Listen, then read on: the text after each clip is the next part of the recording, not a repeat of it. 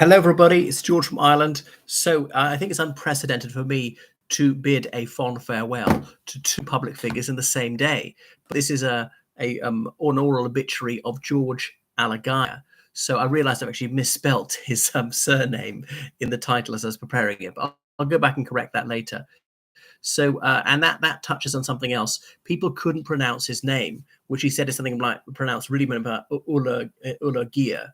And rather than correct people all the time, he just went with Alagaiah, which is a version of it that people found easiest to pronounce. So he's been called to his reward at the age of 67. He was suffering cancer of the liver for about 9 years. So it's a minor miracle the National Health Service managed to keep him alive for so long. Anyway, tributes have poured in through from across the journalistic world. So he was really unique in his generation in being ethnically Sri Lankan from a Tamil Christian family born in Sri Lanka. But due to turbulence in that country, due to the government being unsympathetic towards the Tamil minority, his father, who was a what do you call it, a hydrologic engineer, decided they better move overseas. So they shifted to Ghana, another quondam British colony, where obviously English was the official language. That was no difficulty. There was nothing difficulty with language, and his father worked on various projects there for a few years, and they decided that young George would be schooled in the United Kingdom, a country with which he had no ancestral connection. So he did that, and he said there was quite a lot of racialism in the United Kingdom. I was fascinated to read him say that actually that class trumped race every time, and he was insulated from this racism, and that people were willing to accept him because he seemed to be an upper middle class person from a new Commonwealth country, and that mattered more than his color, that there was obviously some color prejudice around at the time. And he went to the Durham University, and after that he joined the BBC, and he had an astronomical rise there. He was one of very, very few non-white faces on the BBC in the early 1980s, and he's been on the BBC for as long as I could remember, and he was there virtually his entire career. So, I mean, I know people who knew him personally. I never met him. I saw him once outside Broadcasting House. Literally saw him, didn't speak to him. And they say that he made a lot of ethnic minority Britons believe that, yes, they could have a major career in mainstream media, not just in the BBC Asian network or whatever, various channels aimed at various ethnic minority communities. So, he presented the news for many, many years, and he was a man of utter impartiality. Nobody doubted his professional integrity, that he always performed his duties to the highest possible standards, and he was always ethical in everything he did. He had clarity of diction, as well as being able to get to the heart of the matter.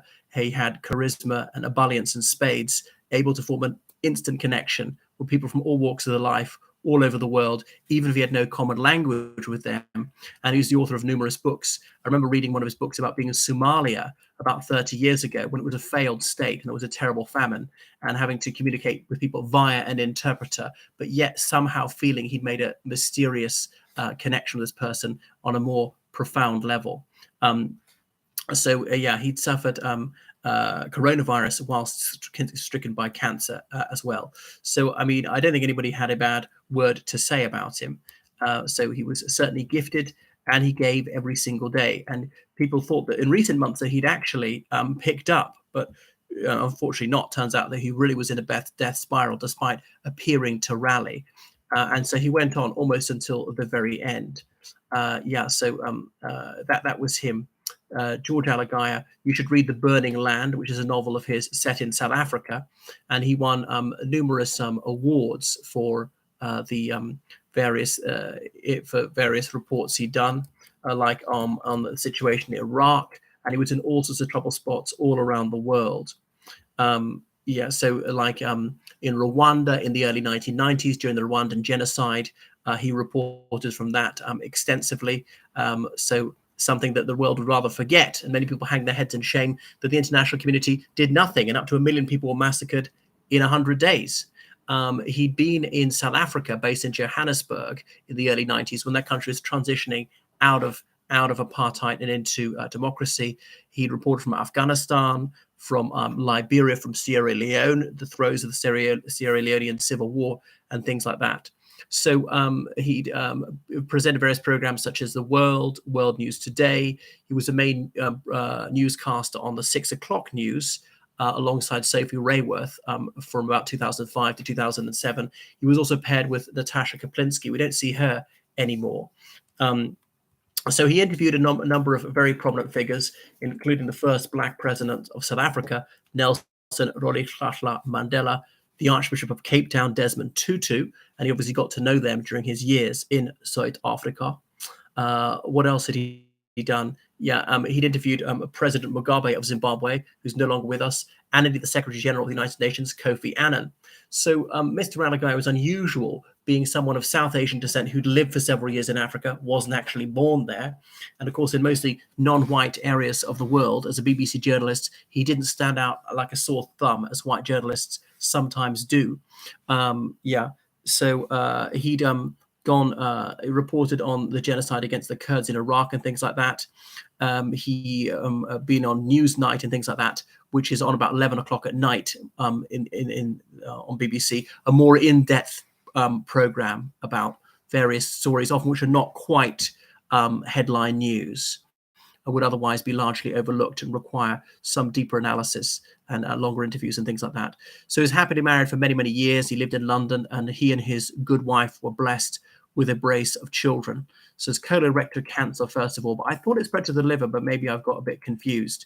So, and he'd had that for about 9 years. It was the cancer spread to various other organs of his. So he got all sorts of awards, like a BAFTA for covering the Kosovo conflict in 1999.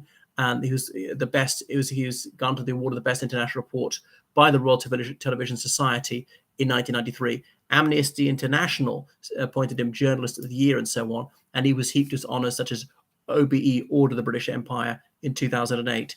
So he'd been at numerous literary festivals presenting his books and things like that. So his books, they've got pace, they're very readable, they'd read well out loud, which is partly his training and sort of writing his scripts for presenting on television. That they're sort of oral literature. And they don't dwell on things for too long.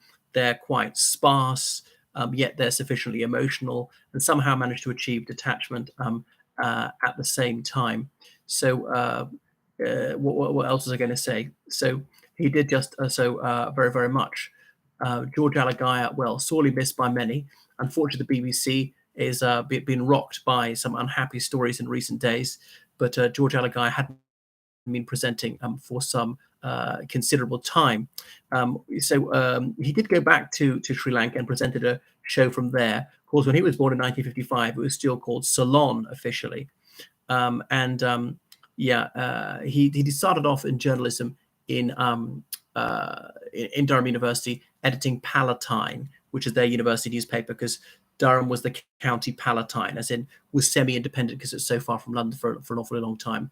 So that is George Alagaiah, from whom we shall hear no more. So I warmly recommend that you peruse some of his tomes. Goodbye, everyone. Thank you for watching.